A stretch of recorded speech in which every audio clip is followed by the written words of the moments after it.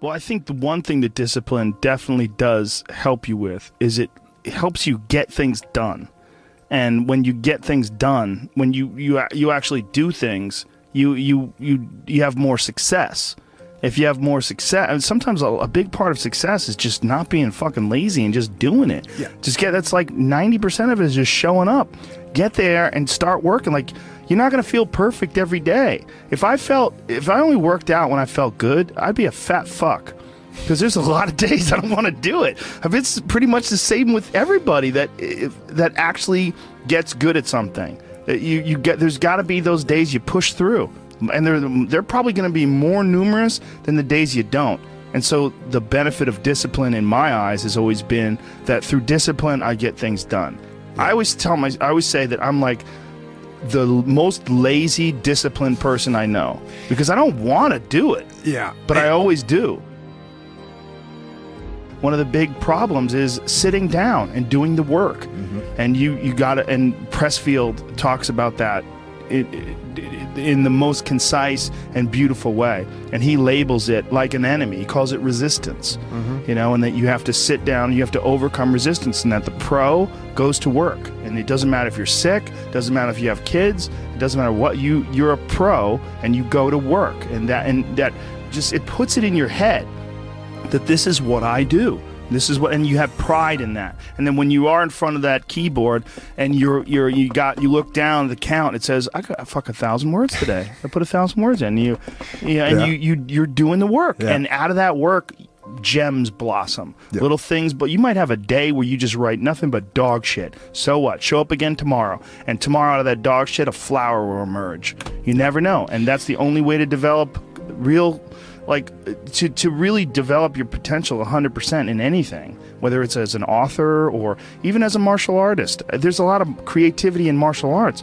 To be a great striker, you have to be creative, because you have to develop patterns or execute patterns that aren't going to be perceived.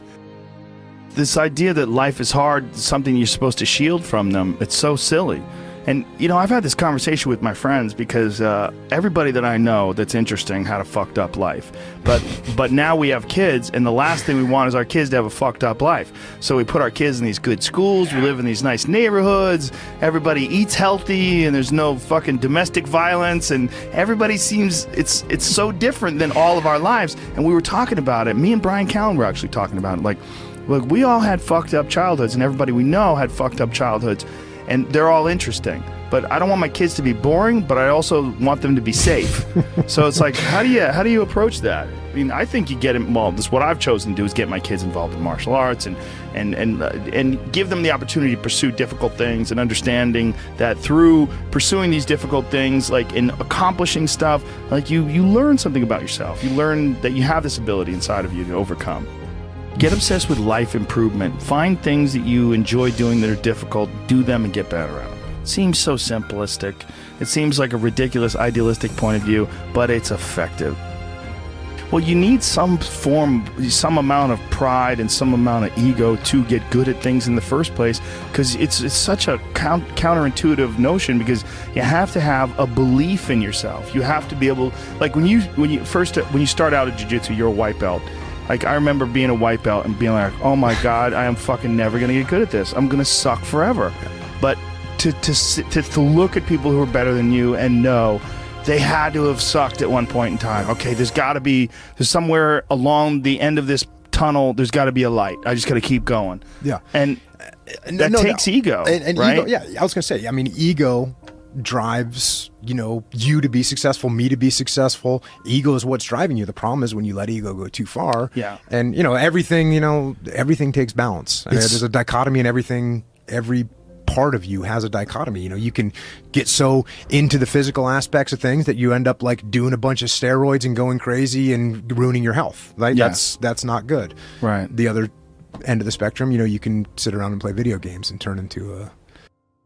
Bodybuilding is a great example of that, because when you start lifting weights, you're like, God, I'd like to be stronger. And you start getting a little bit bigger. You're like, oh, look at that. I got a muscle. Woo, this is cool. And then you keep going, and then you keep going. But some guys get so fucking crazy, they won't stop until they have 22-inch arms. And they want to have thighs that are so big, they have to walk like they've got a barrel in between their legs. And, and they just can't help it. They just take it to some completely unhealthy place. Yeah, that's rough. Yeah, well, it's just the nature of trying to get good at something. You got to recognize what's good and what is just fucking insane. For some people, especially, they're just experiencing way too much pressure. And that pressure, a lot of times, it's just an imbalance in perspective. And some of it's, I was talking to this mom once. Her daughter does gymnastics with my daughter, and we were talking about kids killing themselves where she used to live. She used to live in one of the really wealthy tech areas outside of San Francisco, and a bunch of kids that went to school with her daughter that were like 15, 16, were jumping off bridges and shit. Like, it was like an epidemic. And they were trying to figure out what the fuck is going on, and they're literally calling it affluenza. That these affluent kids and their families are literally worth $1 billion. I mean, everybody's super rich, and they're having this insane pressure, like before high school and in high school, to be in Ivy League schools and to get 4.0s and all, and they're not having any fun, and they're not experiencing life, and they don't have any hope, and their parents are all on fucking pills, and they're just killing themselves. For some people out there that aren't feeling good, man, if you just fucking struggled more, you get over that struggle, you feel better. It sounds so simplistic, but I swear by it. I've felt shitty myself, and then forced myself to work out, and after I get out of there, I'm like, whoa! 100%. Fucking it's 100% guarantee. It's hard for people to break momentum, too. Momentum that's good momentum, or momentum that's bad momentum. When I get on a good groove of working out all the time, I feel it. Like, after I'm done working out, I'm like, yeah, I can't wait to get in there again. I can't wait to work out again. That's the good momentum. But then there's that bad momentum, like you get injured or something like that, and you can't do anything for a couple of weeks, and then to try to get that kickstart that motor up again, it's hard to get momentum. There's a lot of people that are eating shit food, and then by the end of the day, your body's in a crisis. Your body's just processing all this bullshit. And if you're eating a big, bullshit lunch filled with nonsense, like, your body's got to process all that stuff. And so at the end of the day, yeah, you're going to lose your willpower. So, like, when 5 o'clock, 6 o'clock rolls around, you're going to be tired. But if you have a healthy lunch, and you're properly fueled, and then you also have positive people in your life, everyone's motivated, by the end of the day, you're going to feel good. Whatever the fuck your thing is, just go and do it. Just force yourself to do it. And if you feel like shit because you ate lunch, then your lunch was, filled with bullshit, well then, hey dummy, don't eat shitty lunch tomorrow. Tomorrow, try a nice salad.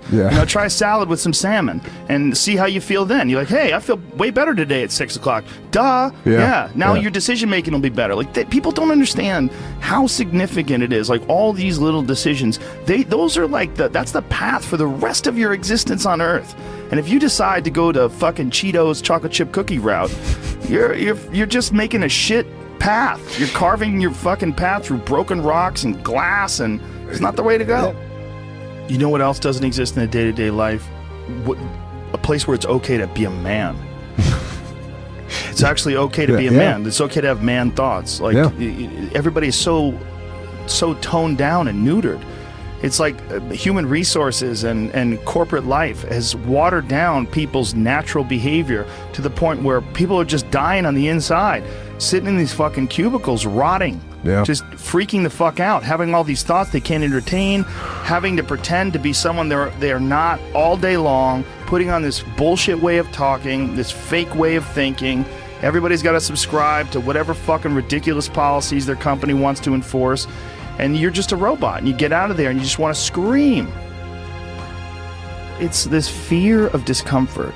People have this extreme feeling in their mind when it comes to their associations with exercise. They want to avoid discomfort. They feel like any type of exercise is just like something to be avoided. That's not for me. Fuck that. I don't want to sweat. I don't want to strain. And a lot of times, this association that they have is about the beginnings of getting in shape. It's not about once you're actually fit. Because once you're actually fit, exercise is something you look forward to. It's an alleviation of stress. it feels great. Like if I can't get a workout in, I look at my schedule. I go, oh shit, I don't have any time for a workout, which means I'm not going to get that good feeling.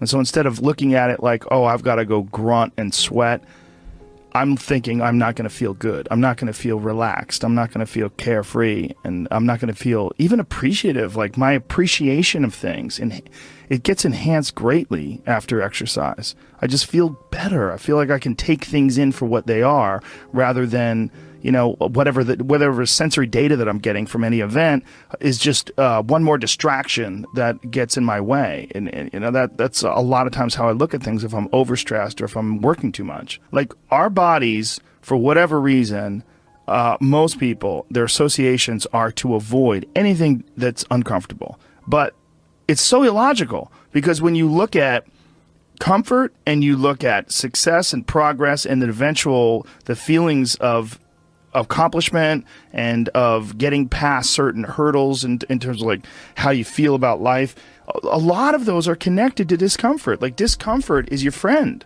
It really is. Like discomfort and not being happy and content with certain situations in life or certain feelings in life, they're massive motivators, and they're amazing at facilitating change.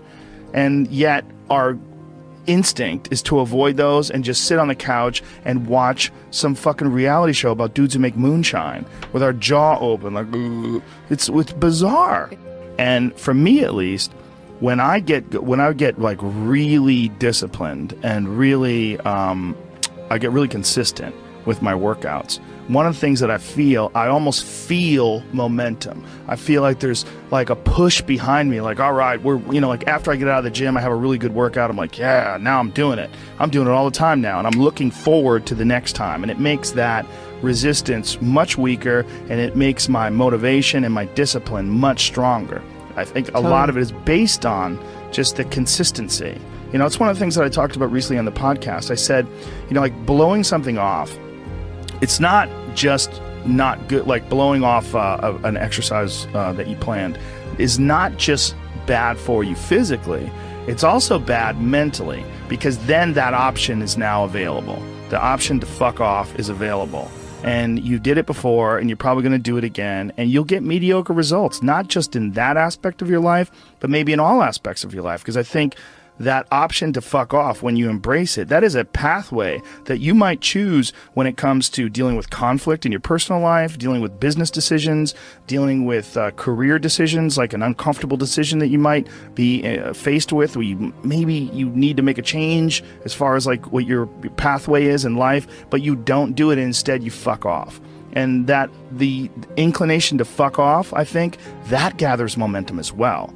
The inclination to be disciplined, that comes with momentum too. And I think both things, like you take a path, like the path of the healthy person or the path of the fuck off. Like this is not, like your body is like a race car that you can juice up yourself. Like you can add the fat tires, you can add the improved suspension, you can beef up the horsepower in the engine. You could do all that yourself. Or you could just choose to have this shitty body that's always falling apart on you, because we're essentially ecosystems. You know, and we're in charge. This weird consciousness that has all this resistance and has all this inclination towards comfort and fucking off and blowing things off is what is in charge of making all these things happen that keep this ecosystem healthy. It's almost like if Earth itself had like a shitty manager. You know, if like there was a natural manager of Earth that was like, oh God, who cares if it rains?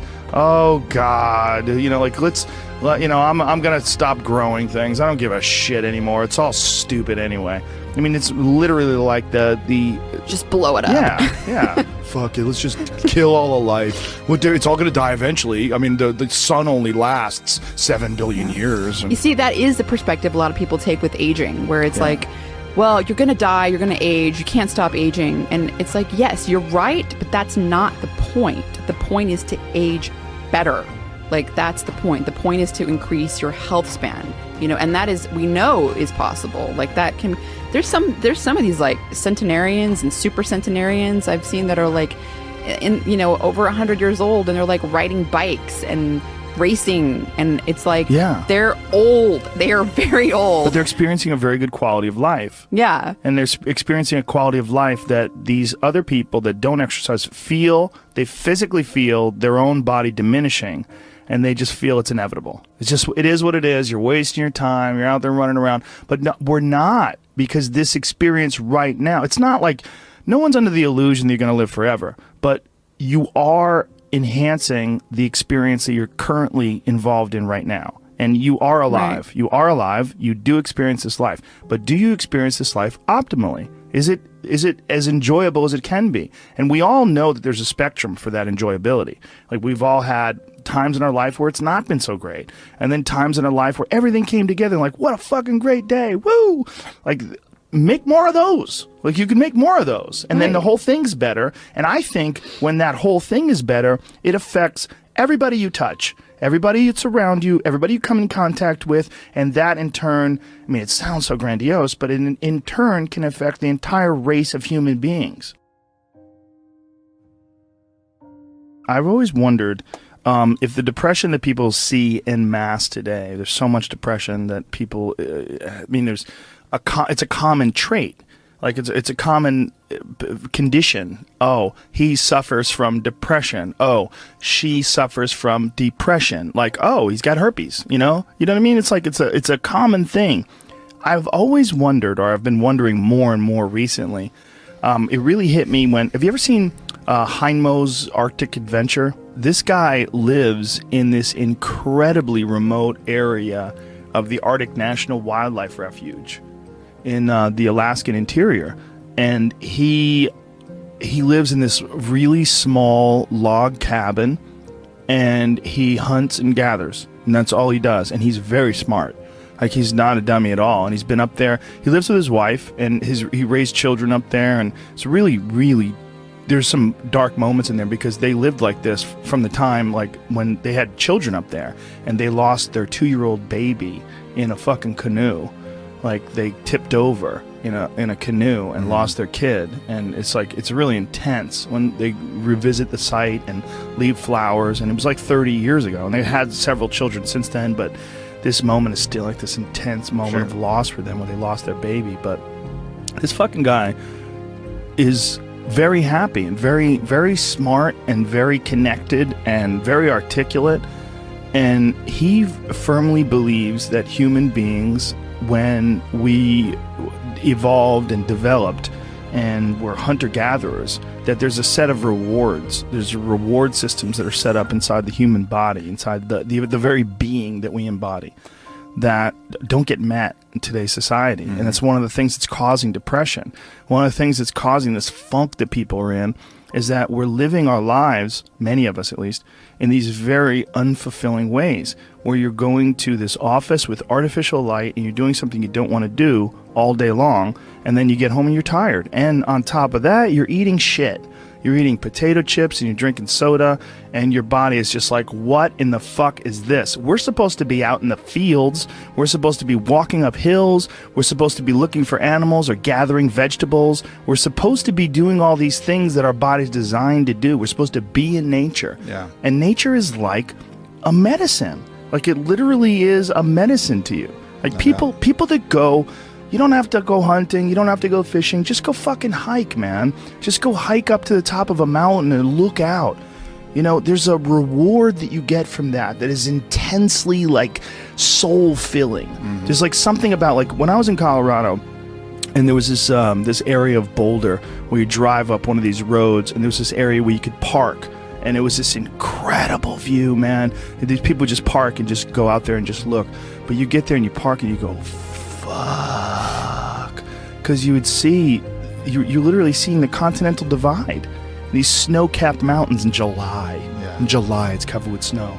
Because those mountains don't give a fuck. Perspective. Oh. You know, just this whole new perspective on it. And I think nature, the ease of suffering is always in presentness. You know, when you're in presentness, truly locked in presentness, there is no suffering. There can be pain, but no suffering. Suffering is something created by our own minds. And I think nature is one of the great ways to do this, because humans, we take cues from our environment. And nature, as I was saying earlier, is always in the present. You know, there's this natural presentness of all the animals, everything around you. Whereas if you get around a bunch of people watching Housewives and stressed about this and popping pills, you're going to take on that energy too, and you're going to lose your presentness because of your surroundings. So it's like this ultimate regrounding tool where we get back to present moment again. Yeah. You know, and that's such a fucking key element to human happiness. And I think the other key element is having something we're fighting for. You know, having a mission. I think we're all forces, and that force needs to have an effect, needs to have a reason that it's moving in a certain direction. And I think with all of our needs and all of our needs met, you know, where we don't have to hunt for food, we don't have to acquire everything, everything's relatively easy, and it's all about advancement and all this. We've lost a lot of the basic mission, which was the mission to survive and procreate, you know, so, and we haven't replaced it with any other universal mission, which is, I think, one of the big allures of these things like wars and these things like creating an enemy. Well, at least then you have a mission. And when you have a mission, human beings are happy. You know, like Bertrand Russell talked about, he did a book, Conquest of Happiness, and he had his own fucked up attributes. Every time I bring him up, people talk about his fucked upness. He was into phrenology, and he might have been a racist, whatever, but he was a good philosopher. Smoked constantly. Yeah. But anyways, he talked about the happiest person he knew. The happiest person he could find was a groundskeeper on a manor who every day woke up and was at war with the rabbits of the grounds. He just declared that the rabbits were the fucking enemy, and he would go out with his gun and he would hunt as many as possible, and he'd go morning till night, and he would kill as many rabbits as he could, because it was the rabbits were the ones eating the hedges and the flowers and whatever. So he basically made the rabbits his enemy and struck out every single day to kill as many rabbits as possible. And that dude, according to Bertrand Russell, was happy as fuck. He had a task. He had a task. He had a purpose. You know, he had a mission. My mission is to destroy the rabbits. I used to have a dog like that. Yeah? I had the happiest dog ever. His name was Frank Sinatra. And he was a pit bull that all he lived for was killing lizards. And my house, my old house, not the house I'm in now, but my old house, had this one, it's like on a hill, and there's this one wall where these lizards would run up the wall. And so Frank, I would literally let him out in the morning, and he would fucking bolt out that door. It's like, time to go to war. Like, and he would run and go look for these lizards. And he would stand there, like Eddie Bravo would just watch it and marvel. He'd be like, fuck, man, this dog does this every day. This dog does this every day. I go, this is what he loves to do. And he would go there, and he would have his paws on the wall, and he would, and he would go crazy, and he would jump up and try to grab a lizard, and occasionally he would get one. And he'd be like, fuck yeah. And he would get one, and he would go looking for another one. He would go, and it was a pretty big yard, so he would go wandering around the yard looking for anything else that fucked up, anything else that was slipping. There was constantly, unfortunately, twice I had to take him to the hospital because he got bit by rattlesnakes, because rattlesnakes were slipping too, apparently.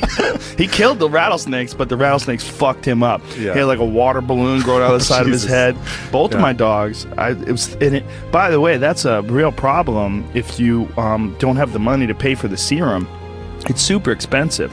It was several $1,000s to treat them for this rattlesnake venom, anti-venom shit. It's like, I was like, man, what if I was poor?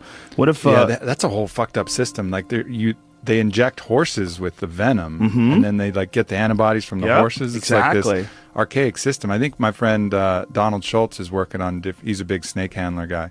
He's working on ways to innovate around that, because it's kind of like a real backwards system that they have, how you get anti-venom. Well, a horse will survive, so let's just fucking sort of put the venom in there, and then we'll get the antibodies from the horse, and then, you know, it's a weird thing how they do it.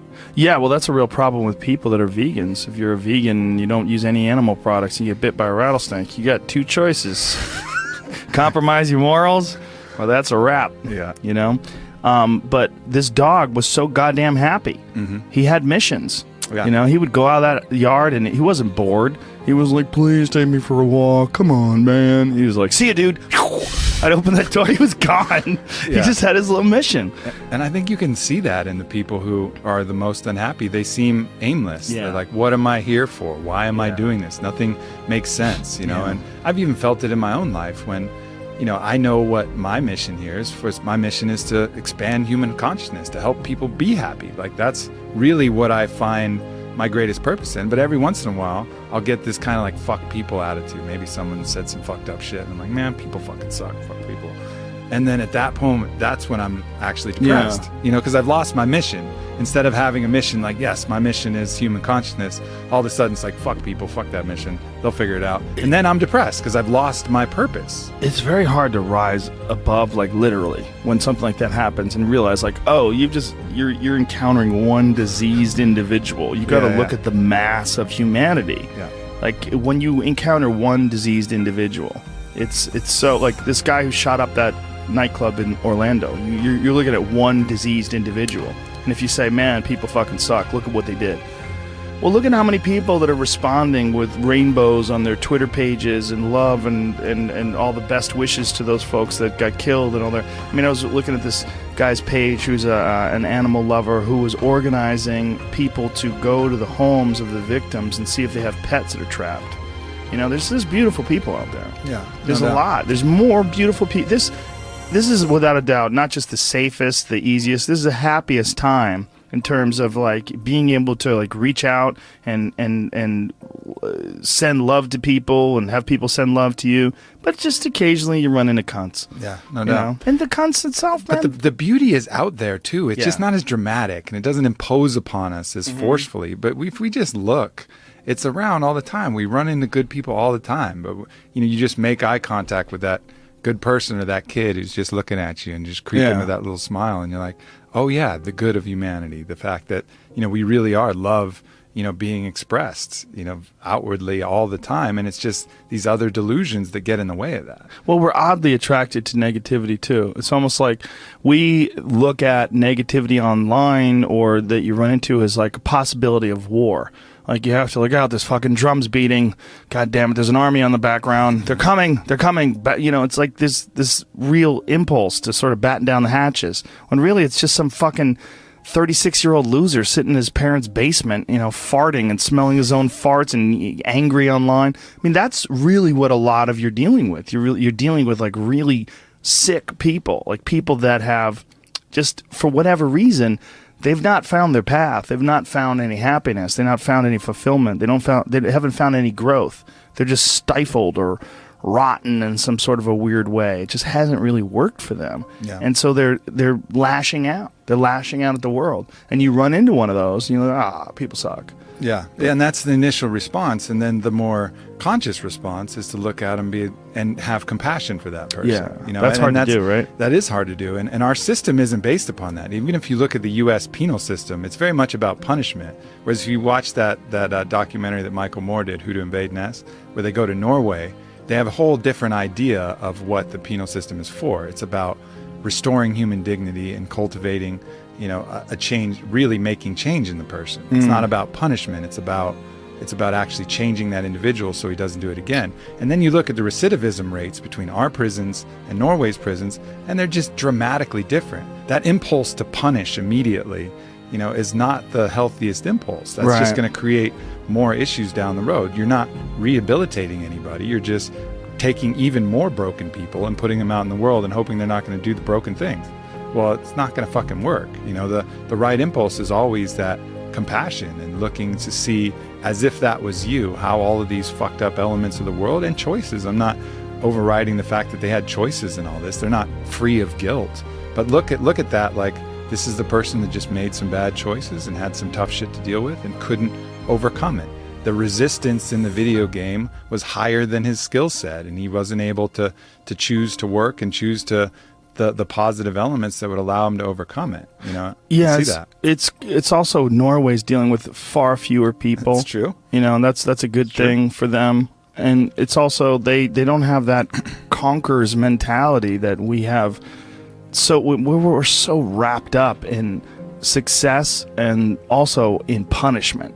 I mean, that is a big aspect of our culture, like punishment. And I mean, like when anybody does anything wrong online, the amount of people that feel like it's their job to shame that person and embarrass that person and insult that person, it's pretty crazy to watch when something goes down. It's all so counterproductive, you know, and I see that in the people shaming people for appropriation, right? So let's say, for example, someone wears a headdress at a fucking festival, right? They're probably they're not doing it to mock the Native Americans, most likely. It's probably like a mild appreciation and interest. I think this looks cool. I'm in a place, and and then all of a sudden they get all this intense hate and shame and putting all of this stuff, all of these intentions on them that weren't true. Again, going back to my point about morality, it's not about the act, it's about the intentions of the act.